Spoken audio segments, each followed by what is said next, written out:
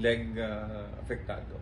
Nagalaum si Iloilo City Mayor Treñas nga ma-resolve na ang problema sa Ungka flyover kasunod sa ginpatigay ng legislative inquiry sa Kongreso. Sunod sa alkalde, dapat nga mapadasig sang Kongreso kag sang Department of Public Works and Highways o kung DPWH ang pagdesisyon kung anong himuon sa defective nga flyover antes pa nga makatugas ang dugang nga huol kag problema sa mga pumuluyo sang syudad kag probinsya sang Iloilo.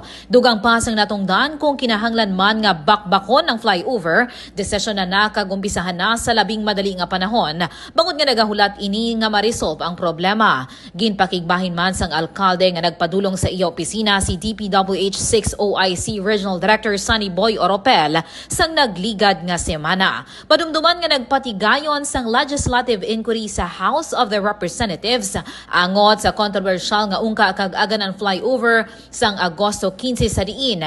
Ini ang gintambungan ni Uswag Ilonggo Party Representative James Ang, Congresswoman Julian Jam Baronda, Congressman Ferginal Biron, kag Congressman Michael Goriseta. Matandaan nga sa inquiry ginpahayag ni Congressman Goriseta nga nagahingo sila sang regular nga pag-update sa status ng duha ka flyover gikan sa DPWH 6. Sunod naman kay Congressman Biron, kritikal ang area kung sa diin natukod ang nasambit nga flyover bangod nga amo ini ang meeting point sa diversion roads kag alagyan padulong sa nagkalain-lain nga distrito sang Iloilo. Samtang ginpabutyag naman ni Congresswoman Jam Baronda ang dakong nga epekto sa ekonomiya sang Iloilo ang huol nga ginatugas sang flyover kag ang pagkanugon sini sang pondo nga ginalokar para sa nasambit nga mga proyekto.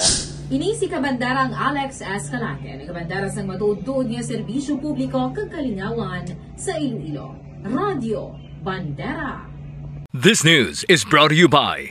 Are you experiencing body weakness? Do you have delayed wound healing? Do you feel hungry all the time? You may have diabetes. A powerful duo to help diabetic. Natural way of lowering blood sugar level. Clinica DTX 500 is a powerful duo that combines of ampalaya extract and the sugarcane extract. Clinica DTX 500 stimulates the production of insulin, enhance conversion to energy.